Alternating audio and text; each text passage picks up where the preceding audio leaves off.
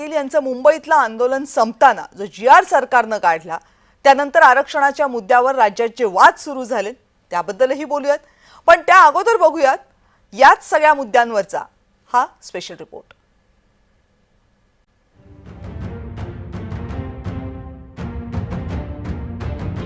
2 September 2025 Manoj Jarange Patil यांनी मुंबईच्या आझाद मैदानावर विजयाचा गुलाल उधळला। या गुलालाचे रंग हवेतून विरण्याआधीच मनोज जरांगे पाटील मुंबईतून रवाना झाले। मुंबईसह राज्यभरात जल्लोष झाला, पण या जल्लोषाला काही तास उलटायच्या आतच विरोधाचे सूर ऐकू यायला लागले। हैदराबाद गॅजेटच्या विरोधात तुम्ही कोर्टात जाणार आहात असं कळतंय? होय, 2-4 दिवस जे आहे, आज ही रजा होती, सगळी सुट्ट्या चालल्या होत्या, त्यामुळे वकील साहेब सुद्धा भेटत नव्हते। परंतु जे आहे 1-2 दिवसामध्ये आमचे कार्यकर्ते जे निश्चितपणे काय मुद्दे असतील ते आम्ही कोर्टात गेल्यानंतर कळणार। हैदराबाद गॅजेट लागू केल्यानंतर मोठ्या संख्येनं मराठा बांधव ओबीसी प्रवर्गात येतील, त्यामुळे ओबीसींच्या मूळ आरक्षणाला धक्का लागेल असा ओबीसींचा आरोप आहे आणि म्हणूनच ओबीसींकडून सरकारच्या निर्णयाला आव्हान दिलं जाणार आहे। काही मराठा बांधवांनी सुद्धा मनोज जरांगेंनी सरकारच्या जी.आर.वर समाधान मानायला नको होतं असा आरोप केलाय, पण मनोज जरांगेंनी या सगळ्यांना उत्तर दिलं। समजून घ्या, छगन भुजबळ जर बाहेर पडला तो मुरब्बी आणि अभ्यासून येत आहे, त्याला सगळं कळतंय। या पोराने आरक्षणात महाराष्ट्र घातला तेव्हा आता ओबीसीची बैठक घेतोय अशी पत्रकारांचं म्हणणं आहे, मला माहित नाही, पण गेले मराठे आरक्षणात गेले हे 100% आता सिद्ध झालेलं आहे। मनोज जरांगे पाटील हे राजकीय नेतृत्व नाहीये, ते आंदोलनामधून तयार झालेलं नेतृत्व आहे। ग्रामीण मराठवाड्याची नस त्यांनी नीट ओळखली आहे। त्यांची ग्रामीण जीवनशैली आणि ग्रामीण भाषा मराठा समाजाला प्रचंड भावली आहे। शिवाय सावधपणे राजकीय भूमिका कशा घ्यायच्या याचीही आपल्याला चांगली जाणीव असल्याचं जरांगेंनी अनेकदा दाखवून दिलंय। मनोज जरांगेंची नेतृत्व शैली आणि त्याला मिळणारा पाठिंबा हे महाराष्ट्रामध्ये नवं राजकीय नेतृत्व निर्माण करू शकतं असा अनेकांचा होरा आहे। याबाबतच्या चर्चा तशा वर्षभरापूर्वी सुरू झाल्या होत्या, पण लोकसभा आणि विधानसभा निवडणुकी दरम्यान त्या चर्चाच राहिल्या। मुंबईतल्या यशानंतर मात्र मनोज जरांगेंना मिळणारा पाठिंबा हा नव्या राजकीय शक्तीत परावर्तित होण्याच्या शक्यता पुन्हा चर्चेमध्ये आहेत। राज्याच्या राजकारणात सध्या विरोधी पक्षात नेतृत्वाची पोकळी आहे। मनोज जरांगे पाटील ती पोकळी भरून काढू शकतात का याबद्दल मतामतांतरं असू शकतात, पण फक्त एका आरक्षणाच्या मुद्द्यावरून अवघ्या राज्यात रान उठवणारं आणि घराघरात पोहोचणारं नेतृत्व महाराष्ट्रानं गेल्या अनेक वर्षांनंतर पाहिलंय। त्यामुळे जरांगेंच्या आंदोलनाची दिशा ही मराठा आरक्षणापुरती मर्यादित राहणार की अण्णा हजारेंच्या आंदोलनाप्रमाणे राजकीय दिशेनं जाणार याकडे लक्ष असेलच। ब्युरो रिपोर्ट, जय महाराष्ट्र। मुंबईतलं आंदोलन हे मनोज जरांगे पाटील यांचं काही पहिलं आंदोलन नव्हतं। त्या अगोदरही मनोज जरांगे पाटील यांनी बरीच आंदोलनं केली, बरीच उपोषणं केली। हे सगळं करत असताना प्रत्येक वेळेला एक एक पाऊल पुढे टाकत जायचं हे सूत्र बाकी मनोज जरांगे पाटील यांनी अवलंबवलं आणि म्हणूनच प्रत्येक आरक्षणाची लढाई लढताना, प्रत्येक आंदोलन करताना, प्रत्येक उपोषण संपवताना त्यांनी काही ना काहीतरी पदरात पाडून घेतलं।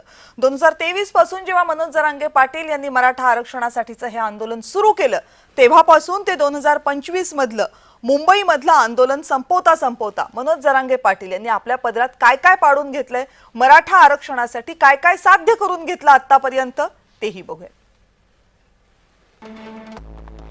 कुणबी नोंदी असलेले सगळे ओबीसीच आहेत हे मनोज जरांगे पाटील यांनी अधोरेखित केलं, कारण तो निर्णय आधी झालेला होता, पण मराठवाड्यासाठी तो निर्णय राबवताना अनेक अडचणी होत्या। मग मराठवाड्यामधल्या आणि अवघ्या महाराष्ट्रातल्या कुणबी नोंदी शोधण्यासाठी एका समितीची स्थापना मनोज जरांगे पाटील यांच्या आंदोलनामुळे सरकारला करावी लागली। शिंदे समिती स्थापन झाली। नवी मुंबईमध्ये जेव्हा ते आंदोलन घेऊन आले होते त्यावेळेस सरकारकडून सगळ्या सोयऱ्याच्या आरक्षणाचा अध्यादेश मनोज जरांगेंनी जारी करून घेतला, पण तो अंमलात येऊ शकला नाही। मग एसीबीसी अंतर्गत मराठ्यांसाठी 10% आरक्षण मिळवण्यामध्ये मनोज जरांगे पाटील यशस्वी ठरले, पण ते कायद्याच्या कसोटीवर अजून पूर्णपणे उतरलेलं नाहीये.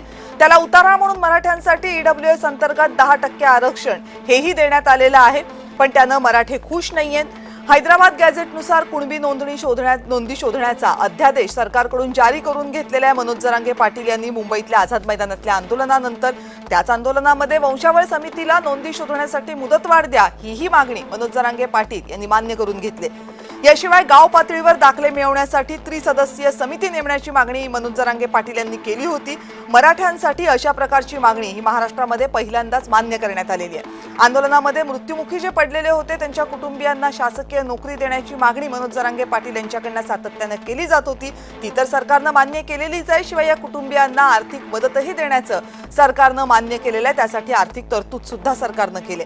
आंदोलन जेव्हा मनोज जरांगे पाटील करत होते त्यावेळेस अनेक गुन्हे त्यांच्या कार्यकर्त्यांवर दाखल झाले होते. ते सगळे गुन्हे मागे घ्या अशी मागणी जरांगे पाटील यांच्याकडनं करण्यात आलेली आहे. 800हून जास्त गुन्हे आहेत, त्यापैकी काही गुन्हे हे मागे घेण्याबद्दल कार्यवाही आतापर्यंत सुरूही झालेली आहे. मनोज जरांगे पाटील यांचं मुंबईतलं आंदोलन संपलंय. उपचार घेऊन मनोज जरांगे पाटील हे आता आंतरवाली सराटीमध्ये पोहोचलेले आहेत आणि तिथे पोहोचताना आता मला महिनाभर आराम करू देत आणि मग आपण पुढच्या सगळ्या ज्या दिशा असतील त्या दसरा मेळाव्यामध्ये बोलू, त्याच्याबद्दल आपली भूमिका स्पष्ट करू असं जरांगेंनी म्हटलेलं आहे. पण एवढ्यावर हे सगळं थांबत नाहीये, कारण जरांगे पाटील यांच्या आंदोलनानंतर सरकारनं जो GR काढलाय त्याच्यामुळं राज्यामध्ये अक्षरशः रान उठलंय. ओबीसी विरुद्ध मराठा हे एकमेकांच्या समोर उभे ठाकतात की काय अशी परिस्थिती सध्या निर्माण झालेली आहे. आणि यावर आता काय तोडगा निघणार याकडे लक्ष लागलेलं असताना मनोज जरांगे पाटील यांच्या आंदोलनाची पुढची दिशा काय असणार आहे याबद्दलचं प्रश्नचिन्ह सुद्धा कायम आहे. सगळ्या प्रश्नांबद्दल बोलूयात आणि त्यासाठी माझ्या सोबत आहेत मराठा आंदोलक योगेश केदार. योगेशजी नमस्कार, स्वागत आहे आपलं. नमस्ते. नमस्कार, जय शिवराय. मराठा समन्वयक गंगाधर काळकुटेजी आपल्या सोबत आहेत. काळकुटे सर, आपलंही स्वागत चर्चेत. नमस्कार. नमस्कार ताई. नमस्कार. मंगेश ससाणे ओबीसी आंदोलक आपल्या सोबत आहेत ओबीसींची बाजू मांडण्यासाठी. ससाणे सर, आपलंही स्वागत. नमस्कार. नमस्कार. आणि भाजपचे प्रवक्ते अवधूत वाघ सर माझ्यासोबत आहेत. अवधूतजी नमस्कार, आपलंही स्वागत. नमस्कार डॉक्टर जी, नमस्कार. आणि पहिला प्रश्न गंगाधर काळकुटे सर तुम्हाला विचारतीये. अनेक आव्हानं आहेत. आता GR निघालेला आहे, तो GR तुम्हाला मान्य आहे, पण त्यावर ओबीसींकडनं विरोध होतोय, ते एक आव्हान आहे. ओबीसींचे नेते म्हणतायत आम्ही कोर्टामध्ये जाणारच, हेही एक आव्हान आहे. मराठा समाजातल्या बऱ्याच जणांचं समाधान झालेलं नाहीये या GRनं. काही जणांच्या भावना त्या प्रकारच्या समोर सुद्धा येतात, हेही एक आव्हान आहे. आणि इतका मोठा जो पाठिंबा मनोज जरांगे पाटील यांना मिळालेला आहे, त्या पाठिंब्याचं पुढे काय, या लढ्याची पुढची दिशा काय असणार आहे? या GR नंतर हा लढा संपतोय की अजून यातल्या काही मागण्या अमान्य राहिल्या, त्या मागण्या पूर्ण करून घेण्यासाठी लढा करावा लागणार? अनेक आव्हानं आहेत. कुठलं आव्हान सगळ्यात मोठं वाटतंय आत्ताच्या घडीला? शेवटच्या मराठ्याच्या शेवटच्या घटकाला आरक्षण मिळणं हे सगळ्यात मोठं आव्हान आहे आमच्या पुढचं. आणि कायद्याची लढाई. आता काही लोक कोर्टात जाणार आहे म्हणतात, ते हे त्या दृष्टीने आम्हाला कायद्यासाठी सुद्धा लढावं लागणार आहे. बरं, मग तुम्हाला आता कायद्यासाठी जेव्हा लढावं लागणार असं तुम्ही म्हणताय, त्यावेळेस समाजाचा पाठिंबा खूप मोठ्या प्रमाणावर गरजेचा असेल. आता नेमके काय, म्हणजे मनोज जरांगे पाटील हे वारंवार म्हणतायत की समाजाचा मला पूर्ण पाठिंबा आहे, मी जे केलंय ते समाजासाठी केलंय, पण त्याच समाजातला एक गट नाराज आहे. त्यांचं म्हणणं आहे की या एवढ्याशा हैदराबाद गॅजेटच्या GRने आपलं काही होणार नाही, रादर आपल्याला आधी जे मिळालेलं आहे त्याच्यापेक्षा नवं काही मिळणार नाहीये. यांची समजूत घालणं हे किती सोपं असणार आहे आता? हॅलो, हा, आवाज येतोय माझा? मला बोलताय का ताई? होय, होय. मधूनच कटला होता. थोडस नेटवर्क मध्ये. आम्ही नारायणगडावर होतो मनोज दादा, आम्ही सगळेजण. बरं. आता दसरा मेळाव्यासाठी सुद्धा दर्शनाला दादा गेले तर लोक उत्स्फूर्तपणे दसरा मेळाव्यासाठी सुद्धा साथ घालत होते. मला प्रश्न एकदा सांगा, मला आवाज आला नव्हता. बरं, प्रश्न माझा असा आहे की जरी तुम्ही असं म्हणत असाल की GR मुळे आम्हाला मोठं यश मिळालेलं आहे, तरी खुद्द मराठा समाजातनं अनेक तरुण हा प्रश्न विचारतात की GRनं साध्य काय झालं? जे अगोदर मिळत होतं कुणबी असणाऱ्यांना सर्टिफिकेट, तेच आम्हाला मिळणार आहे. या GRनं नवीन काय साध्य झालं? या सगळ्यांची समजूत घालणं आणि त्यांना आपल्या पाठीशी ठेवणं, आंदोलनाचा जो पाठिंबा मिळालेला आहे तो पाठिंबा या सगळ्या मुद्द्यानंतर कायम ठेवणं हे सोपं वाटतंय का? नाही ताई, कसं आहे, सोपं वाटण्यापेक्षा चॅलेंज आहे आम्हाला. आणि मनोज दादा कुठलंही चॅलेंज स्वीकारतात. ठीक आहे, हे आंदोलन संपलं म्हणजे आता काही सगळं संपलं अशातलाही भाग नाही ना. 2 वर्ष झाला लढा चालू आहे. जर सरकार एवढं म्हणत आहे की आम्ही तुम्हाला हा GR दिलाय म्हणजे हैदराबाद गॅजेट दिलंय, तर आम्ही त्यांच्यावर सध्या विश्वास ठेवलाय. नाही दिलं तर पुन्हा नवा लढा सुरू होईल. म्हणून दादांनी सांगितलं हे सगळं टिकवायची जबाबदारी सरकारची आहे. कोर्टात असेल किंवा शेवटच्या मराठवाड्यातल्या सगळ्या मराठ्याला आरक्षण मिळेपर्यंत हा जी टिकवायची जबाबदारी त्यांची आहे. आणि जर नाही टिकवलं तर पुन्हा आमच्याकडे आंदोलनाचं अस्त्र आहे ना. आणि आमचे लोक काही आता नाराज आहेत, ठीक आहे, योगेशराव असतील काही लोक, ठीक आहे, त्यांच्या काही समस्या असतील ते मनोजदादाकडे मांडतील किंवा शिंदे समितीकडे मांडतील किंवा उपसमिती त्यांच्याकडे मांडतील किंवा डायरेक्ट त्यांनी सरकारकडे जावं आणि त्या जी आर मध्ये कसा बदल करायचा आहे, काय करायचंय किंवा आणखी कुठला जी आर काढायचा आहे का हे सरकारला त्यांनी सांगावं आणि एखादं आंदोलन ते सुद्धा करतील अशी अपेक्षा आहे मला त्यांच्याकडनं. पण मनोजदादांनी 2 वर्षात आतापर्यंत जे मिळत नव्हतं ते मराठा समाजाला मिळवून दिलंय. प्रामाणिक माणूस आहे, असा नेता पुन्हा मराठा समाजाला मिळणार नाही. म्हणून ताई त्या दिवशी त्यांचा जीव वाचवणं महत्वाचं होतं. त्यामुळं दादांना 5वा दिवस होता, 8वं उपोषण होतं आणि सरकारनं दिलंय तर थोडं मुंबईत होती, पाऊस होता, लोकांना अडचणी होत्या तिथं. त्याच्यामुळं जरी एक पाऊल मागं येऊन मनोजदादांनी तो जी आर स्वीकारला असेल तरी फार काय. बरं, तुमचा आवाज पुन्हा गेला. एक महत्वाचा मुद्दा बोलत होतात तुम्ही, तेवढ्यात गेला आहे का? तुमचा आवाज येतोय का? माझा आवाज तुमच्यापर्यंत काळकुटेजी? आय थिंक काहीतरी प्रवासामध्ये आहेत त्यामुळे कनेक्शन तुटलं. योगेश केदारजी, तुम्ही नवीन आंदोलन उभं करणार असं बोलण्याच्या ओघामध्ये बोलून गेलेत काळकुटेजी. खरंच असा काय तुमचा उद्देश आहे? नवं आंदोलन सुरू करणार आहात? नाही, हे बघा, गंगाधर काळकुटेंनाही माहिती आहे की 50% आतली ओबीसी आरक्षणातली मागणी सन्माननीय पुरुषोत्तम खेडेकर साहेबांच्या नंतर महाराष्ट्राच्या कानाकोपऱ्यात पुन्हा एकदा पोहोचवणारा हा योगेश केदार आहे. मराठा वनवास यात्रेच्या माध्यमातून ही मागणी जनसामान्यांमध्ये पोहोचवणारा हा योगेश केदार आहे. आज ज्या मनोज जरांगे पाटलांच्या नेतृत्वात किती जरी हे झालं तरी मराठा समाज उभा असलेले मनोज जरांगे पाटील हे, आम्ही जे ऑनलाईन बैठक घ्यायचो आठवड्यातनं एकदा, सातारचे बाबरसाहेब वगैरे, आम्ही त्यावेळेला योगेश केदार काय सांगतात हे ऐकणारे मनोज जरांगे पाटील आहेत. बहुतांश वेळा म्हणजे अनेक वेळा ह्याच मनोज जरांगे पाटलांनी आमच्या गोदापट्ट्यामध्ये तुम्ही आलं पाहिजे दादा म्हणून 10 विनंती केलेला हाच योगेश केदार आहे. आज गंगाधर काळकोटेंना उपरोधिक पद्धतीनं बोलायचं असं खुमखुमी आली आहे की बाबा गंगाधरराव, तुमची काय तिथं हैसियत आहे हे मला माहिती आहे, पण जाऊ द्या, मला ते बाकीचा आपले व्यक्तिगत विषय काढायचा नाही. मला सगळ्या आतल्या बाहेरच्या गोष्टी माहित आहेत. आपल्याला मधल्या गोष्टी, आपल्या गोष्टी चव्हाट्यावर आणायच्या नाहीत. पण जो कागद आपण हातात घेऊन आलेलो आहोत तो कागद सध्या असलेल्या मराठवाड्यातल्या ज्याच्या प्रमाणपत्रावर मराठा नोंदी आहेत याला लाभार्थी होणार, याला फायद्याचा होणार नाही असं सांगणारा मी माणूस आहे. आणि त्याच्यावर ह्याच मनोज जरांगे पाटलांना आज 4 दिवस आपल्या भूमिका मांडाव्या लागत आहेत. सगळ्यात महत्वाचं म्हणजे आज नारायणगडावर जाऊन त्यांनी ऍडमिट केलं, मान्य केलं की जर काय फसवणूक झाली तर पुन्हा आम्ही आंदोलन करू. आमचं असं म्हणणं आहे की मनोज दादांनीच आंदोलन करावं. तुम्ही त्यांचे बॅनर पोस्टर तसेच लावावेत आणि आपण सगळेजण महाराष्ट्रात मिळून करून जाऊया. तुम्हाला कुठून खर्च येतो, काय खर्च येतो ह्याच्याशी आम्हाला काही घेणं देणं नाही. समाजाला, आम्ही सर्वसामान्य मराठा समाजाचे लोक आहोत, तुम्ही तसेच बॅनर लावत फिरा आणि आपण एकत्र राहू. तुम्ही जर का उपोषणला बसला तर हा योगेश केदार तुमच्या पाठीमागे येईल. उपरोधिक बोलणं बंद करा आणि त्याचं जर बोलायचं असेल तर मग आपलं समोरासमोर होईल. पण सगळ्यात महत्वाचं म्हणजे राज्यामध्ये मराठा समाजाचा हक्क आणि अधिकार हा 50% आत ओबीसी मध्येच आहे, ओबीसी आरक्षणामध्येच आहे. याच्यासाठी 23 मार्च 1994 GR घेऊन मी सन्माननीय शरदचंद्र पवार साहेबांच्या सिल्वर ओक वरती आंदोलन केलं होतं. आज तो GR सगळ्या महाराष्ट्रासमोर त्या GR ची भीती मनोज जरांगे पाटील दाखवायला लागलेले आहेत. हे योगेश केदारच्या मांडणीवर सगळं आंदोलन चाललेलं आहे. हे मी म्हणलं तर वावगं होणार नाही, मला अहंकार म्हणू नका. पण ज्या पद्धतीनं आज आमचे मित्र म्हणाले की योगेश दादांनी एखादं आंदोलन करावं, तुमच्या माहिती महाराष्ट्राला अख्ख्या माहित आहे की योगेश केदार 100 दिवस आझाद मैदानावर होता. कुणालाही ओबीसीचं आरक्षणाचं महत्व नव्हतं. त्यावेळेस योगेश केदार एकटा झडत होता.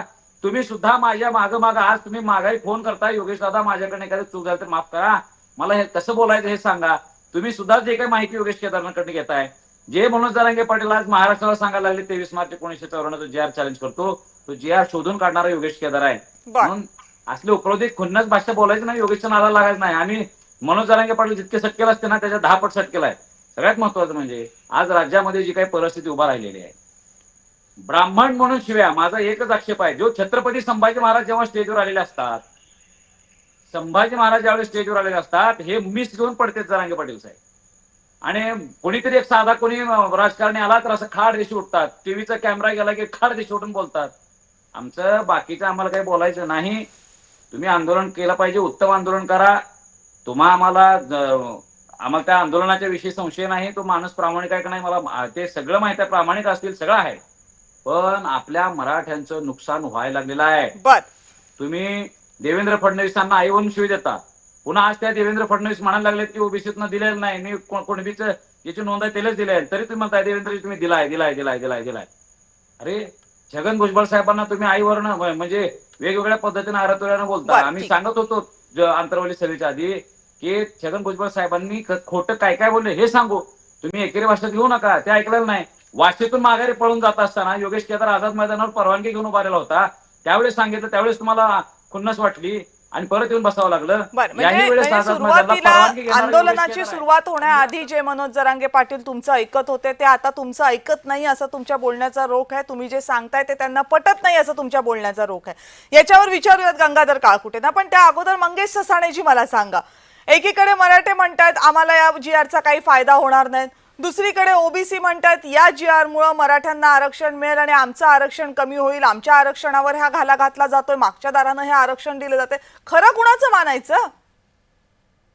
नाही, याचे दोन पार्ट आहेत. हम्म, पहिला पार्ट असा आहे की त्या JRचं जे हेडिंग आहे हैदराबाद गॅझेटियरच्या नोंदीतून, तर हीच मुख्य म्हणजे धुळफेक आहे.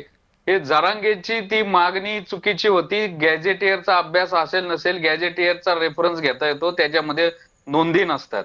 आता त्यांनी ते गॅझेटियर मागितलं म्हणून जे एखाद्यानी बाल हट्टाने जी मागणी केली ती राज्य सरकारने पुरवली, तिथं हेडिंग दिलं आणि पहिल्या 1.5 पानावर तर प्रस्तावनाच दिली की कसं निजाम आणि कसं काय. JR मध्ये असला निबंध कधी मी बघितलेला लिहिलेला पाहिला नाही. पण मुळामध्ये याच्यामध्ये दुसरी बाजू जी ओबीसींना धोक्याची वाटते ती अशी आहे की गेल्या 2004 पासून जो मराठा कुणबी मराठा JR आला, त्याचं चुकीचं इंटरप्रिटेशन करून कुणबी दाखले काढले गेले आणि सर्रास ग्रामपंचायत पासून पंचायत समिती, जिल्हा परिषद, नगरपालिका, महानगरपालिकाला धनदांडग्या प्रस्थापित देशमुख काय म्हणतात पाटील घराण्यांनी कुणबी दाखले काढले आणि ओबीसीच्या जागेवर डल्ले मारले. IPS IAS च्या याच्यामध्ये MPSC UPSC ला कुणबी दाखल्याने मोठमोठी ज्या पोस्ट होत्या त्या कुणबी दाखल्याने आमच्या हिरावून घेतल्या गेल्या. आता या जरांगेंच्या मागणीच्या माध्यमातून आपण त्यांना श्रेय दिलं पाहिजे, काय का असं ना, की शिंदे कमिटीच्या माध्यमातून काहीतरी यांनी चालना दिली. पण आता जे त्यांचं जे आहे त्याच्यामध्ये जे काय केलंय की म्हणजे सामाजिक मागासले पण कायदेशीररित्या सिद्ध होत नाहीये. वेळोवेळी राष्ट्रीय आयोगाने, राज्य मागासवर्ग आयोगाने, कोर्टाने फेटाळलंय. त्यामुळे मग बॅकडोर एंट्री करणं हाच एकमेव उपाय यांना दिसला. बॅकडोर एंट्री कशी म्हणता येईल? ती जर मराठ्यांना जर दिलं असतं आरक्षण तर बॅकडोर एंट्री म्हणा. कुणबींना तर आरक्षण आहेच, फक्त कुणबी नोंदी त्या हैदराबाद गॅझेटनुसार ज्या आहेत त्या फक्त बघा आणि त्याच्यानुसार आम्हाला द्या एवढंच म्हणतात. मग याला बॅकडोर एंट्री कशी म्हणायची? कुणबींना तर आहेच ना आरक्षण.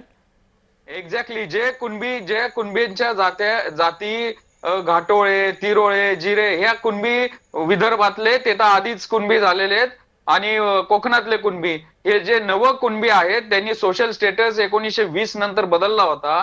आता परत 100 वर्षाच्या 150 वर्षापूर्वीच्या निजामाच्या आदिलशाहीच्या जर नोंदी तुम्ही मागून हे करत असताल तर मग याला बॅकडोर एंट्रीज म्हणायची ना.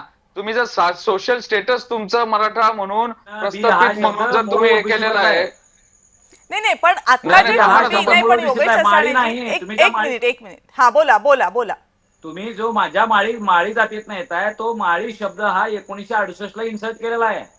तुम्ही काय सांगायला लागला? तुम्ही खूप हुशार आहे, माहितीये मला. तुम्ही कालेलकर आयोग बघा, त्याच्यामध्ये ऐका, बघा कालेलकर आयोगामध्ये शब्द नाही का त्याच्यामध्ये? स्टार्ट कमिटीची लिस्ट माझ्याकडे. त्यामुळे कमिशन आहे त्याचा हैदराबादच्या अनुषंगाने त्याच्यामध्ये आहे का नाही? त्याचं बघा. कालेलकर कमिशन मध्ये आहे का नाही? तुम्ही जे म्हणताय ना नाहीये कमिशन मध्ये कुणबी नाही का? आलेला नाहीये. नाही. 53 कालेलकर मग आहे ना कुणबी? मग कुणबी आहेच तुम्ही काय ना. बोलायला लागलाय? कुणबी कुणब्या मराठा मागात दोन कृत्रिम हे जात कुणबे ही आहेत, कुणबे आहेत 2004 ला महाराष्ट्रातला तयार झाली. तुकाराम हे महाराज माझं या म्हणणं आहे. महाराष्ट्रातले तिलोरे कुणबे आहेत का? तुकोबाराय म्हणते बरे झाले तिलोरी तेव्हा आहेत, कुणबी झालो. घाटोळे आहेत, अहो तुम्ही माळी 40 40 जाती आहेत. नाही तुमच्या पण असं आहे तुमच्या माळी- मंगेश ससाणेजी, जर तुमचा 2004च्या GR ला आक्षेप असेल, तुमचा जर आक्षेप असा असेल की मराठा कुणबी मराठा यांना देऊ नये, तर मग तुम्ही 2025 ची का वाट पाहत होतात? मनोज जरांगेंच्या आंदोलनाची का वाट पाहत होतात? त्याच्या अगोदर कळलं नाही का ओबीसी समाजाला की हे नाही देता येणार? ते का नाही चॅलेंज झालं? केलेलं मी तर चॅलेंज केलेलंच आहे. काय झालं मग 2014 ला त्याचं? पण चॅलेंज केलेलं आहे. हे जे दाखल्यांनी आणि मॅडम तुम्ही जर 2006चा निकाल बघितला सुहास आनंद दसरे, ते तेव्हापासून चॅलेंज आहे. तेव्हाच हायकोर्टाने सांगितलंय औरंगाबाद खंडपीठाने हो, मंगेश कुणबी आणि ससाणे मराठा साहेब, वेगळी तुम्ही जात. वकील आहे का? चॅलेंज नाही, म्हणजे झालंच तुम्ही ना ते. अजून डिग्री घेतलेलं वकील नाही, पण तुम्ही मला एक सांगा. हायकोर्टाने सांगितलेलंच आहे अहो ना. मंगेश ससाणे साहेब, तुम्ही 2006 डिग्री न घेता ऍडव्होकेट होता. तुम्ही मला एक सांगा, मंगेश ससाणे साहेब, तुम्ही मला एक सांगा, डिग्री न घेता होतं. आरक्षण घेण्याची पद्धती काय? एखाद्या समाजाला सांगा तुम्ही आरक्षणात जायचं असेल तर बरं, त्याची पद्धती आता काय? असं आहे योगेश केदारजी, ते सगळ्यांना आपल्याला माहिती आहे. आपण आता त्याच्या बेसिक मध्ये जाऊयात नको. मला माहिती आहे तुम्हाला त्यांना काय विचारायचं. तो प्रश्न घेऊन मी तुमच्या दोघांकडे पण येते. मला कल्पना आहे तुम्हाला काय विचारायचंय. ओबीसींना आरक्षण कसं दिलं? ओबीसींच्या एवढ्या जाती आरक्षणामध्ये कशा घेतल्या? ओबीसी प्रवर्गामध्ये इतक्या जातींना कुठल्या निकषांवर आरक्षण दिलं? हाच प्रश्नाकडे तुम्हाला यायचंय. येऊयात आपण त्याच्याकडे, पण त्याच्या अगोदर अवधूत वाघजी मला एक सांगा. आता हे जे सगळं राज्यामध्ये सुरू आहे मराठा विरुद्ध ओबीसी, मुळात असा GR काढताना सरकारला याची कल्पना होती का? एक. आणि दुसरी गोष्ट, आता गेल्या 5 दिवसांमध्ये 6 दिवसांमध्ये सातत्यानं सरकारमधले मंत्री जे समोर येऊन सांगतात की ओबीसींच्या आरक्षणाला कुठेही धक्का लागणार नाही, मराठ्यांना त्यांचा अधिकार मिळेल, याच्या ताटातलं त्याच्या ताटामध्ये दिलं जाणार नाही, रोज सगळ्या मंत्र्यांना सांगावं लागतंय. का सांगायची वेळ का आली सगळ्यांना? सरकारला आता बॅकफुटवर जावं लागतंय का, की जो निर्णय घेतलाय त्याच्यानुसार, की दोघांनाही समजवण्यामध्ये सरकारला यश येत नाहीये? मी तुमच्या पहिल्या प्रश्नाचं उत्तर स्पष्टपणे नाही आहे. सरकारला बॅकफुटवर जाण्याची गरजच नाही, कारण सरकारने जे केलंय ते खुलेआम सर्वांच्या समोर, आणि मराठांना रिझर्वेशन मिळालं पाहिजे यासाठी ज्यांनी आंदोलन केलं आणि ज्यांनी उपोषण केलं त्या मनोज जरांगेंसमोर, त्यांच्या सर्व सहकाऱ्यांसमोर, राज्य सरकारच्या मंत्र्यांच्या साक्षीने जे काही GR निघाले, अध्यादेश झाले, त्याचा ड्राफ्ट मसुदा त्यांच्या समोर वाचण्यात आला. त्यांनी एक्सेप्ट केला, मंजूर केला आणि तो केलं. तर ह्याच्यामध्ये सर्वांच्या समोर जर केलं असेल तर त्याच्यामध्ये बॅकफुटवर जाण्याचा प्रश्नच नाही. आता कुठलीही गोष्ट एखादी झाली, सरकारने निर्णय घेतला, तर त्या सरकारने कुठचाही निर्णय घेऊ, अगदी कुठचाही, आम्ही 1,500 रुपये महिलांना देण्यास सुरुवात केली, त्याला पण विरोध करणारी लोक होती ना. मग 1,500 का, 2,100 का नाही, 5,000 नाही, 10,000 का नाही, 1 लाख का नाही आणि 5 लाख का नाही? दिले तर का दिले, नाही दिले तर का नाही दिले? अशा प्रकारे सरकारला नेहमी फेस करावं लागतं. मला असं वाटतं की 1960 ला संयुक्त महाराष्ट्राच्या आंदोलनानंतर जो महाराष्ट्र तयार झाला त्याच्यामध्ये आतापर्यंत 12 मराठा मुख्यमंत्री झाले. या कविताची या 12 मुख्यमंत्र्यांपैकी एका मुख्यमंत्र्याचं नाव सांगा की ज्याने मराठा समाजाला काहीतरी त्यांना उपयोगी पडेल असा एखादा निर्णय घेतला, तर मला तुम्ही सांगून टाका. त्याच्या विरुद्ध 2014 ते 2019 मध्ये आमचे मुख्यमंत्री आदरणीय देवेंद्रजी यांनी 5 वर्षात आणि गेल्या 3.5 वर्षात जे निर्णय घेतले, त्या निर्णयामुळे मराठा समाजाला, कुणबी समाजाला निश्चितपणे फायदा झाला. मग तो सारथीच्या माध्यमातून हो, अण्णासाहेब पाटील महामंडळाच्या माध्यमातून हो, परदेशी मराठा विद्यार्थ्यांना शिष्यवृत्ती असो, फी माफी असो, फी रिटर्न असो, या अनेक गोष्टींना झालेला आहे. आणि त्यामुळे कुठचाही एकाच वेळी असा निर्णय सरकार काय कोणीच घेऊ शकत नाही की ती जादूची कांडी असते. आता एखादा निर्णय घेतल्यानंतर त्याच्या ज्या रिफ्लेक्ट ऍक्शन्स असतील त्या हळूहळू समोर येतील आणि त्या पण आदरणीय देवेंद्रजींच्या नेतृत्वाखाली या सर्व रिफ्लेक्स ऍक्शन्स वर सुद्धा विचार होईल आणि जे काही नाराज आहेत, ज्यांचे काही गैरसमज आहे, त्या सर्वांचं निराकरण होऊन हा संपूर्ण समाज, महाराष्ट्रातला समाज एकजुटीने आणि एकपणाने या महाराष्ट्रात काम करेल असा मला विश्वास नाही, पण असं आहे अवधूत सर की जर तुम्ही एकीकडे सांगताय की आम्ही हा GR काढतोय, म्हणजे मुख्यमंत्र्यांच्या अध्यक्षतेखाली नेमकं किंवा मुख्यमंत्र्यांनी सांगितल्यानुसार जी उपसमिती तयार झालेली आहे ती उपसमिती GR काढते, आणि मग दुसरीकडे त्याच सरकारमधले एक मंत्री त्याच GRला कोर्टामध्ये आव्हान देण्याची भाषा करतात, रादर ते जातीलही त्याच्यावर आता कोर्टात. खरं काय मानायचं? म्हणजे सरकारमधले एक मंत्री आरक्षण द्यायचं म्हणतायत, GR काढायचं म्हणतायत, दुसरे मंत्री तो GR नाही म्हणतायत, चुकीचं म्हणतायत. आता काय खरं काय मानायचं यातलं? बघा, कॅबिनेटमध्ये जे निर्णय होतात ना ते सरकारचे निर्णय होतात. बाकी मंत्री एखादा जर वैयक्तिक गोष्ट बोलत असेल तर ती त्यालाच लखलाप. पहिली गोष्ट म्हणजे मराठा समाजासाठी जशी आपण 12 जणांची मंत्रिमंडळाची उपसमिती केली, त्याचप्रमाणे इतर मागासवर्गीय भावंड जी आमची आहेत, ओबीसी समाज आहे, त्यांच्यासाठी सुद्धा 8 मंत्र्यांची कॅबिनेट मिनिस्टर उपसमिती बनवलेली आहे. परवा ज्यावेळी अतुल सावे जे स्वतः ओबीसी आहेत आणि जे स्वतः संभाजीनगरमधनं निवडून आलेले 3 वेळा, त्यांनी बबनराव तायवडे यांच्या नेतृत्वाखाली जे साखळी उपोषण चाललं होतं त्यात भेट घेतली. 14 ज्या मागण्या होत्या त्यातील 12 मागण्या ऑन द स्पॉट मंजूर केल्या. याचा अर्थ ओबीसी बांधवांच्या जे काही प्रश्न आहेत ते पण सरकार तातडीने आणि ऐरणीवर घेऊन सोडवत आहे. 100% कुठचीही गोष्ट प्रत्येकाला हवी तशी मिळणार नाही. थोडं घ्यावं लागतं, थोडं द्यावं लागतं. आपण कुटुंबामध्ये राहत असताना आपल्याला एकमेकांना अकोमोडेट करून चालावं लागतं. अख्खं घरच मला हवं असं म्हणून कुटुंब टिकत नाही. हे जर समाज टिकवायचा असेल, महाराष्ट्र टिकवायचा असेल आणि आपल्याला एक को लिव्हिंग हवं असेल तर आपण एकमेकांना ऍडजस्ट करून घेतलं पाहिजे. मी बोलेन तोच कायदा असं झालं नाही पाहिजे. माय वे और हायवे सारखी भाषा असली नाही पाहिजे. सर्वांनी अनेक वर्ष हा महाराष्ट्र घडवलेला आहे. या महाराष्ट्र घडवण्यामध्ये ओबीसींचा जसा वाटा आहे, शेड्यूल कास्ट, शेड्यूल ट्राईब, उच्चवर्णीय आणि मराठा समाजाचा जसा वाटा आहे तसाच सर्वांचा आहे. सर्वांनी गुण्या गोविंदाने पुढे जावं, सरकारवर विश्वास ठेवावा आणि आदरणीय देवेंद्रजी कोणाला नाराज करणार नाही असा मी तुझी कमाल आहे. तुम्ही म्हणताय सरकारवर विश्वास ठेवावा आणि त्याच वेळेस अगोदर असलेल्या सगळ्या मराठा मुख्यमंत्र्यांवर मात्र तुम्ही प्रश्नचिन्ह उपस्थित करताय. मग फक्त आता याच सरकारवर विश्वास कसा काय ठेवावा हाही प्रश्न असेल ना. एनिवेज, मंगेश ससाणेजी बोला. या सरकारने करून दाखवलेलं आहे. मी तुम्हाला एक प्रश्न विचारला की गेल्या 12 बरं, मग आता त्या प्रश्नाचं उत्तर, अच्छा ठीक आहे ना अवधूतजी, त्या प्रश्नाचं उत्तर हेही आहे ना की कुणबी मराठा आणि मराठा कुणबी यांना आरक्षणामध्ये घेण्याचा निर्णय कुणाच्या सरकारच्या काळात झाला? योद्धा मनोज जरांगेंचं उपोषण त्यांनी गुलाल उधळत समाप्त केलंय. याचा अर्थ सरकारने ज्या ज्या मागण्या मान्य केल्या, गुलाल उधळत नवी मुंबईतलं पण आंदोलन संपलं होतं. गुलाल नवी मुंबईमध्ये पण उधळला गेला होता. गुलाल नवी मुंबईतही उधळला गेला होता अवधूतजी. त्या अध्यादेशाचं काय झालं? काय गुलाल नवी मुंबईतही उधळला गेला होता. मला मागचं सांगू नका. तुमचं सरकार होतं की ते? जर इतर कुणाचं सरकार असतं तर नसतं सांगितलं तुम्हाला. तुम्ही मला विचारताय, मी तुम्हाला सांगते. त्या GR मधला शब्द न शब्द वाचून जर आपलं उपोषण मागे घेतलं आहे याचा अर्थ त्यांचं संपूर्ण असं कसं सिलेक्टिव्ह राहता येईल आपल्याला? असं सिलेक्टिव्ह राहून कसं चालेल अवधूतजी? हा काय प्रश्न आजचा आहे का फक्त? तुम्ही आगीत होतात, तुमचा काय संबंध आहे? जर मनोज जरांगेंचं जर समाजात झालं असेल तर तुम्ही कशाला असं कसं म्हणता येईल अवधूतजी? असं कसं म्हणता येईल? तो काय एकट्या मनोज जरांगेंचा मुद्दा आहे का? तो अवघा मराठा समाजाचा मुद्दा आहे. बरोबर बोलतेय ना मी? योगेश केदारजी बरोबर आहे की नाही? नेतृत्वाखाली झालेलं आंदोलन किती उदो करताय ठीक आहे. आता तुम्ही जी सत्ताधारी म्हणून भूमिका मांडलेली आहे, बघूयात ना आपल्याला मराठा आंदोलकांना आणि ओबीसी आंदोलकांना काय म्हणायचंय त्याच्यावर. सुरुवात करूयात आपण योगेश केदारपासून. योगेश केदारजी बोला.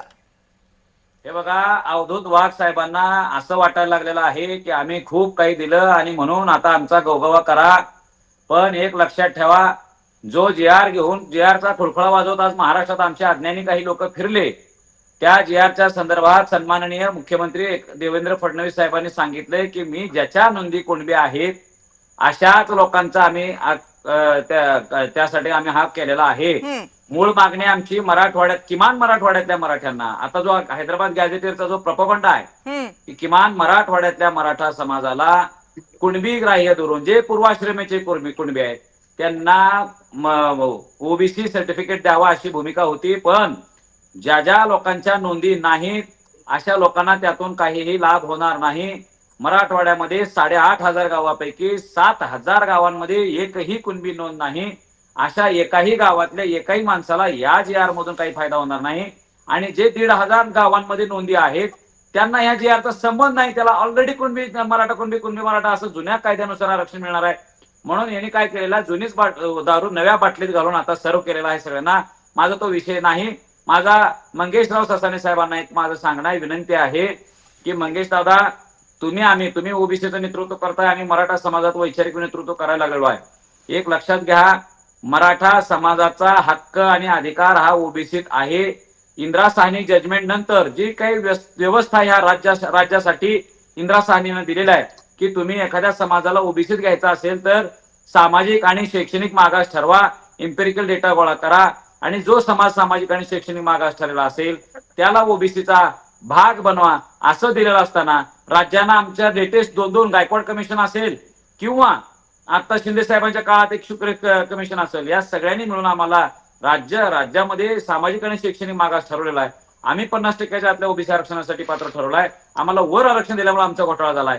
पण 23 मार्च 1994 जो GR शरदचंद्र पवार साहेबांच्या काळात काढला गेला, आमच्या हक्काचं जे 16% आरक्षण होतं ते ओबीसीत अतिरिक्त वर्ग केले.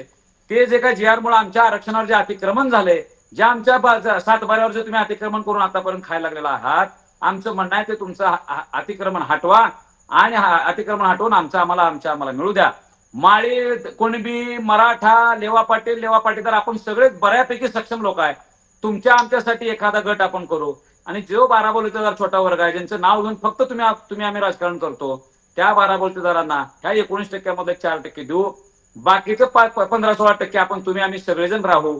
कुणालाही अन्याय होणार नाही. भटक्यांचं वेगळं आरक्षण आहे. 12 बलुतेदारांना 12 बलुतेदार वेगळं ठेवू. आणि तुम्ही जे काही माळ्याच्या मळ्यामध्ये कोण उभे, माळ्याच्या मळ्यातच असते. माळ्याच्या मळ्यात शिवाय दुसरं काही नाही. माळ्याकडं माळा नसते कधी, लक्षात ठेवा. म्हणून एवढे प्रश्न तुम्ही मंगेश ससाण्यांना, तर ते प्रश्न सगळे विसरण्या अगोदर त्यांना उत्तर तर देऊ देत मंगेश ससाणेजी. आता मी पहिल्यांदा योगेश केदारांना उत्तर देतो. त्यांनी ऐकून घ्यावं शांत चित्ताने. ते जे म्हणले की इंदिरा साहनी नंतर जो सामाजिक मागास ठरेल, शैक्षणिक मागास ठरेल त्याला दिलं पाहिजे. त्याच नंतर मुटाटकर कमिटीकडे आपला प्रस्ताव गेला होता, त्यांनी फेटाळला. त्याच्यानंतर खत्री कमिशन मध्ये त्याचं रूपांतर झालं. खत्री कमिशननी फेटाळलं, बाठिया कमिशनने फेटाळलं, बापट कमिशनने मराठा समाज सामाजिक मागास नाही हे सांगितलं. त्याच्यानंतर सगळ्यात शेवटचं आहे तुम्ही बापटपर्यंत सांगू नका. या मुद्द्यावर दोघंही भांडू नका. हा मुद्दा एवढाच आहे की गायकवाड कमिशन आणि शुक्रे कमिशन वगळता बाकी सगळ्या कमिशन्सनी मराठा समाजाला सामाजिक आणि शैक्षणिक दृष्ट्या मागास नाही असं ठरवलं होतं. फक्त या 2 कमिशन्सनी ठरवलं. पुढे चला. माळी समाजासाठी या धनगर समाजासाठी कुठला कमिशन? आता थांबा ना योगेश केदारजी, आता त्यांना बोलू देत ना ससाण्यांना. तर एवढे प्रश्न तुम्ही उपस्थित केले, त्यांना उत्तर देऊ देत ना ससाणेजी. उत्तर देतोय.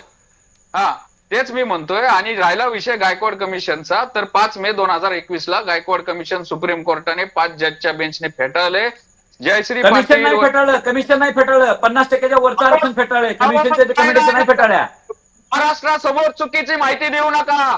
माहिती देऊ नका तुम्ही. ससाणे कमिशन कोण मला द्या. पॅरा नंबर द्या मला. चला काढा पॅरा नंबर. कुठला कमिशन? योगेश केदारजी, जर मराठा समाज हा जर मागास आहे हे कोर्टानं मान्य केलं असतं तर मग त्यांना आरक्षण मिळालं असतं ना. मराठा समाजाला कोर्टाने मागास ठरवलं. म्हणजे तुमचं म्हणणं आहे की एसीबीसी हे वाढीव होत होतं म्हणून ते दिलं नाही. ठीक आहे, चला. बर, आता याच्या पुढचं हे माझं उत्तर होतं योगेश केदारांना. त्यामुळे सामाजिक मागासले पण बऱ्याच वेळा सिद्ध करायचा प्रयत्न केला, सुप्रीम कोर्टाने नाकारले. आता शुक्रे कमिटीचं आहे एससीबीसी 10%, मग ते पण नाही घ्यायचं. वेगळा प्रवर्ग करून कोर्टानं 50%च्या वरचं आरक्षण नाकारले दादा. अहो ऐका ना, ते उडल्यानंतर बघू ना आपण. आता ते तर आहे ना, वेगळा प्रवर्ग करून तुम्ही एवढे मोठी 50%च्या वरचा आमचा हिस्सा आहे ना. 50%च्या आतला वरचं कशाला सांगायला आपल्याला? हा ठीक आहे. तुमच्या जमिनीवर अतिक्रमण केले 23 मार्च 1994 त्याचं सांगा. चला, फक्त याच्यातच घ्यायचंय मला. आता अवधूत वाघांकडे यायचंय. त्यांनी सांगितलं, तुम्ही भुजबळ साहेबांचं सांगितलं त्यावेळेस ते म्हणले त्यांना भूमिका लकलाभ. तुम्ही एवढं म्हणजे मला असं वाटतंय की मॅडम की इथं कुठल्या तरी मूल्य शिक्षणाचा तास आहे आणि कोणतरी मोटिवेशनल स्पीकर बोलतात ते. ती तुम्ही सांगताय की कॅबिनेटचा डिसिजन आहे. हा काय कॅबिनेटचा डिसिजन आहे का? हा फक्त सांगा कॅबिनेटमध्ये हा ड्राफ्ट मंजूर झालाय का? पैन झरायला तयार आहे. तुम्ही तुमचे मंत्री येतात हे आणि काहीतरी द्यायचं म्हणून मंत्री उपसमिती असा निर्णय घेते आणि त्याच्यावर सचिव सही करतात. ते कॅबिनेटमध्ये हे ठेवलं होतं का हे स्पष्ट करा. दुसरा विषय, तुम्ही म्हणताय ओबीसी भावंडासाठी उपसमिती केली. कधी केली? हा जे आर आल्यानंतर, पास झाल्यानंतर. मग त्याच उपसमिती 4 दिवस आधी जर केली असती, तो जे आर आला असता, त्या उपसमिती समोर, मराठा आरक्षण उपसमिती समोर जर हा ड्राफ्ट चर्चेला घेतला असता तर कशाला हा वाद झाला असता? तर उगीच कुठेतरी एखादं मोटिवेशनल किंवा सरकार कसं चांगलंय कसं भलंय एवढं सांगायचं, कोण सुखी होतं कोण दुःखी होतं, कुठल्या तरी बाबांच्या आश्रमात गेल्या तर आम्हाला वाटायला लागलंय. तुम्ही सांगा ना, याच्यामध्ये तुम्ही ओबीसींना विश्वासात का नाही घेतलं? हा मी फॅक्ट वर बोला ना तुम्ही.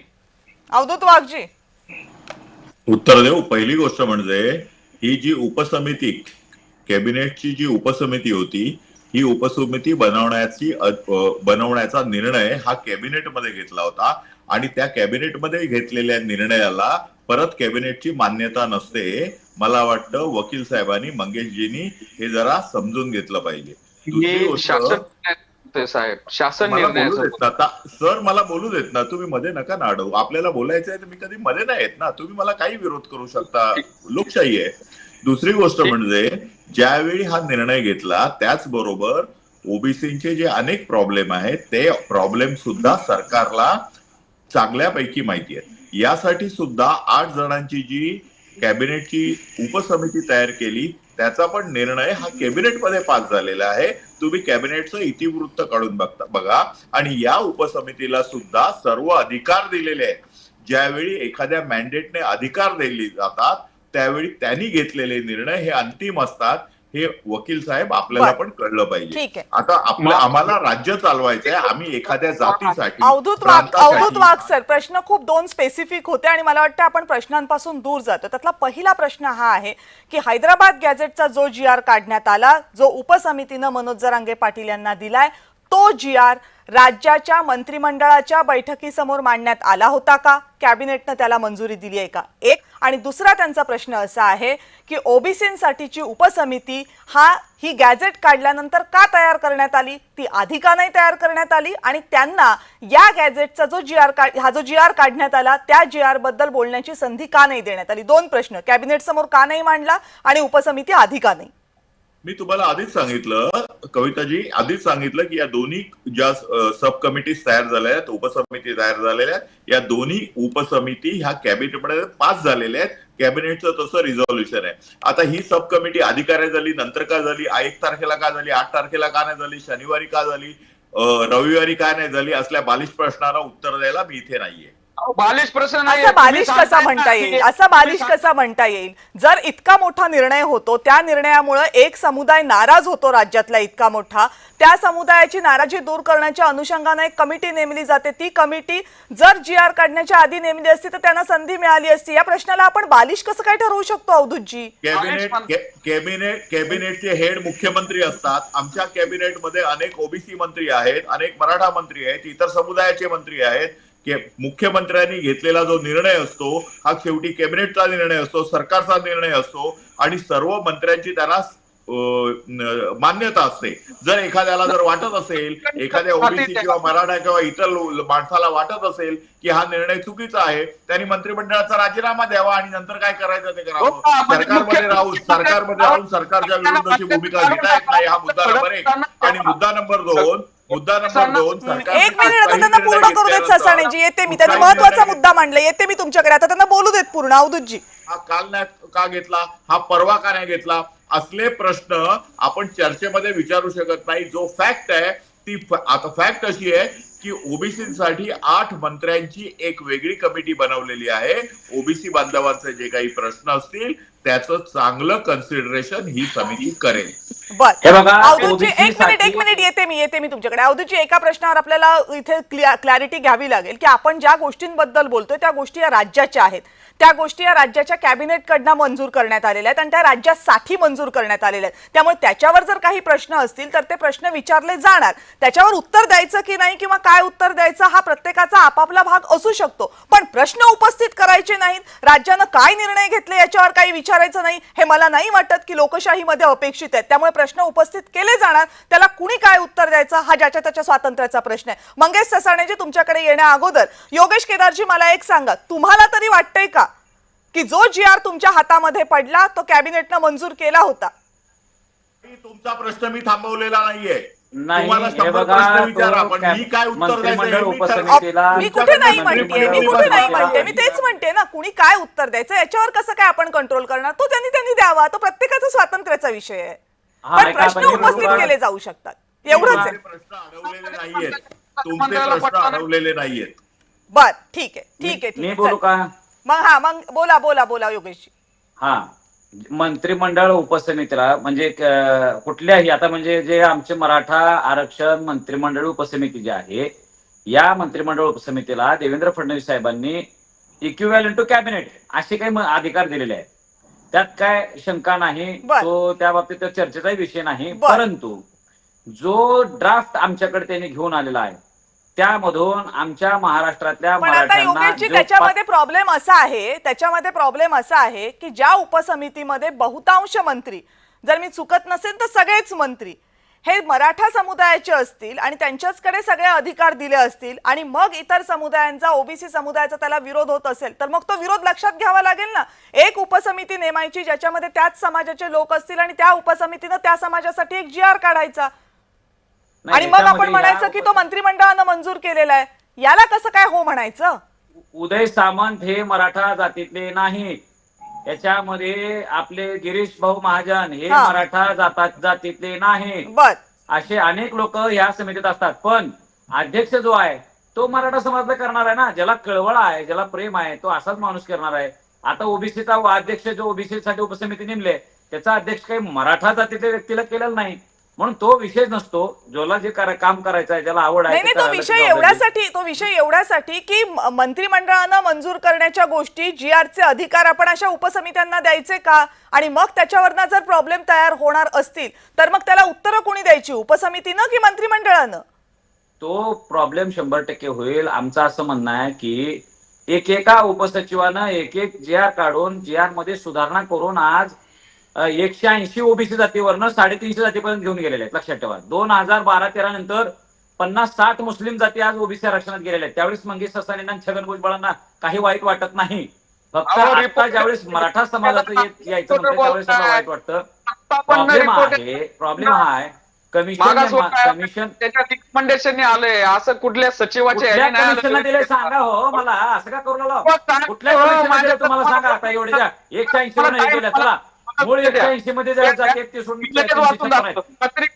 मी तुम्हाला टेन्युअर वाचून दाखवतो. मला फक्त मंगेश ससाणेजी 1 मिनिट आणि योगेश केदारजी 1 मिनिट. आपण इथे कीस नको पाडूयात. एक आहे की जर त्या जाती समाविष्ट केल्या गेल्या असतील तर त्याच्यासाठीची योग्य ती प्रक्रिया पाळली गेलीच आहे, कारण ती प्रक्रिया काही कुणी आपल्या घरून आणलेली नाहीये, ती सर्वोच्च न्यायालयानं, केंद्र सरकारनं, राज्य सरकारांनी तयार केलेली आहे. आणि जर त्या तशा पाळल्या गेल्या नसतील तर त्याच्यावर कोर्टामध्ये आव्हान दिलं जाऊ शकतं, जसं वेगवेगळ्या आयोगांच्या याला दिलं गेलेलं आहे. त्यामुळे तो मुद्दा नाहीये. मुद्दा इतकाच आहे की तुमचं असं म्हणणं आहे की तो उपसमितीनं मान्य केलेला GR हा मान्य होऊ शकतो, त्याच्यासाठी राज्य मंत्रिमंडळाची दुसरी काही परमिशन असण्याची गरज नाहीये, मंजुरी असण्याची गरज नाही. योगेश ससाणेजी, तुम्ही जो प्रश्न उपस्थित केला होता त्याला दोघांनी दिलेली उत्तर आहेत. आता मला एक सांगा की ज्या मंत्रिमंडळामध्ये हा GR पास केला जातो, ज्या मंत्रिमंडळाची या GR ला मंजुरी असते, त्याच मंत्रिमंडळामधले एक नेते आता म्हणतात की आम्ही कोर्टामध्ये जाऊ.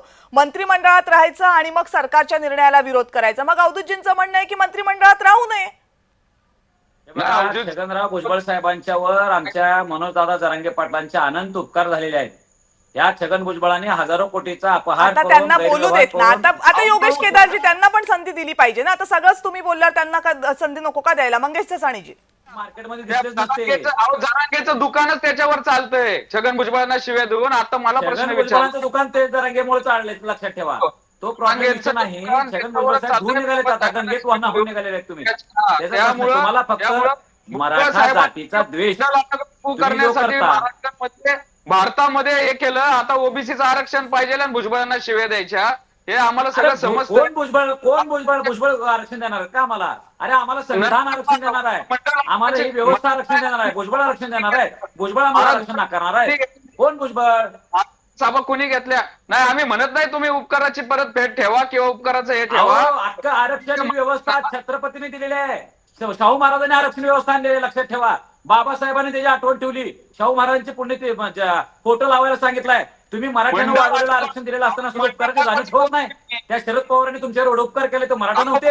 कुठला छगन भुजबळ एकदम चांगला मुद्दा काढला योगेश राव. तुमच्या जरांगे मराठ्यांची आता जाणीव त्यांना उत्तर देऊ देत ना होत योगेश केदारजी. असं नाही होणार की तुम्हीच फक्त बोलाल, त्यांना पण उत्तर देऊ देत ना. आता ऐका त्यांचं, एवढे आरोप केलेत त्यांच्यावर, त्यांना उत्तर तर देऊ देत मंगेश ससाणे. आणि प्लीज योगेश केदारजी आता त्यांचं बोलणं पूर्ण होऊ देत. मंगेशजी.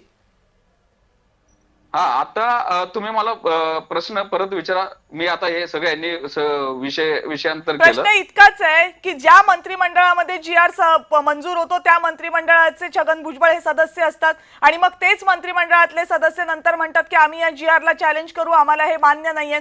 मग अवधूत वाघांचं बरोबर आहे की मग सरकारनं काढलेल्या निर्णयाच्या विरोधातच जायचं असेल तर मग त्यांनी मंत्रिमंडळात राहू नये असं त्यांचं म्हणणं आहे. नाही, बरोबर आहे ना. मी तेच सांगतोय की हा जर कॅबिनेटच्या बैठकीमध्ये जर हा जे आर ठेवला असता, अध्यादेश ठेवला असता, त्याच्यावर चर्चा झाली असती आणि त्यावर जर दुमत झालं असतं, जरी त्यांनी डिसेंट दाखवली असती की मला हे मान्य नाही, तरी आपण समजून घेतलं असतं. मुळात अशी उपसमितीचं ते जे जे आर बघा आणि त्यांचे ध्येय उद्दिष्ट बघा. असे कुठले जे आर आणि निर्णय घ्यायचे अधिकार त्यांना आहेत का? मुळामध्ये हा जो जे आर आहे ओबीसी एससी एसटीच्या जात प्रमाणपत्र देण्याच्या कायद्यामध्ये सुधारणा आहेत आणि ओबीसीच्या लोकांनाच तुम्ही बोलवत नाहीये, ओबीसीच्या अभ्यासकांना बोलवत नाहीये. हा सगळ्यात मोठी घटनात्मक चूक केलेली आहे.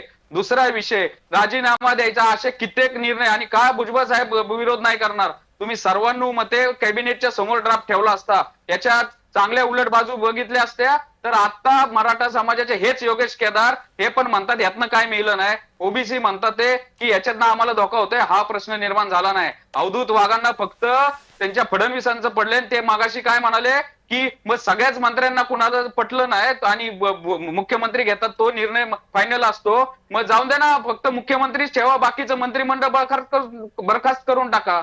दुसरा विषय, एवढे मोठे ओबीसी बाबतचे धोरणात्मक निर्णय घेण्यासाठी 102वी घटना दुरुस्ती झाली. 338B हे इनकॉर्पोरेट झाले संविधानात आणि त्याच्यामध्ये काय दिलंय?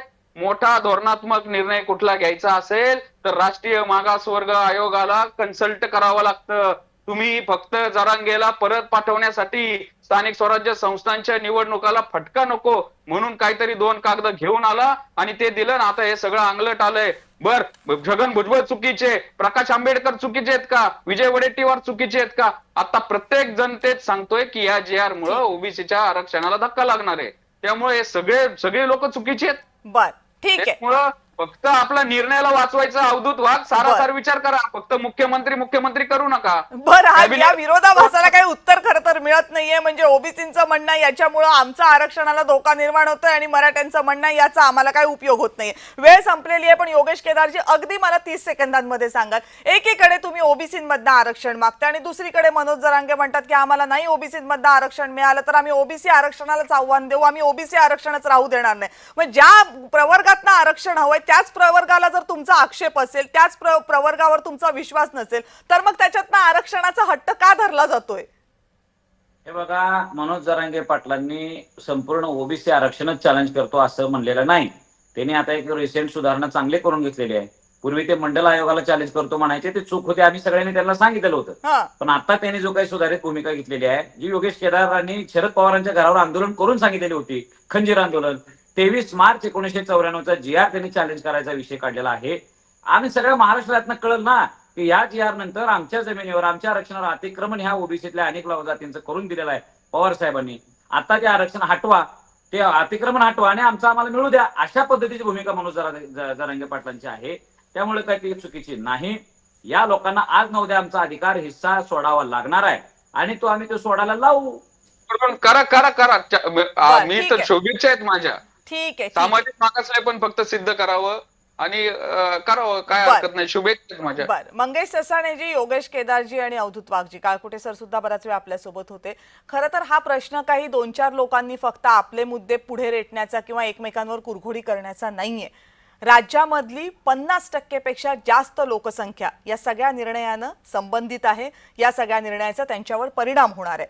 आणि जेव्हा राज्याच्या लोकसंख्येचा इतका मोठा भाग हा एखाद्या निर्णयानं प्रभावित होणार असतो, त्यांच्यावर त्याचा परिणाम होणार असतो, त्यावेळेस त्या सगळ्या मुद्द्याची सांगोपांग चर्चा करणं हे महत्त्वाचं ठरतं.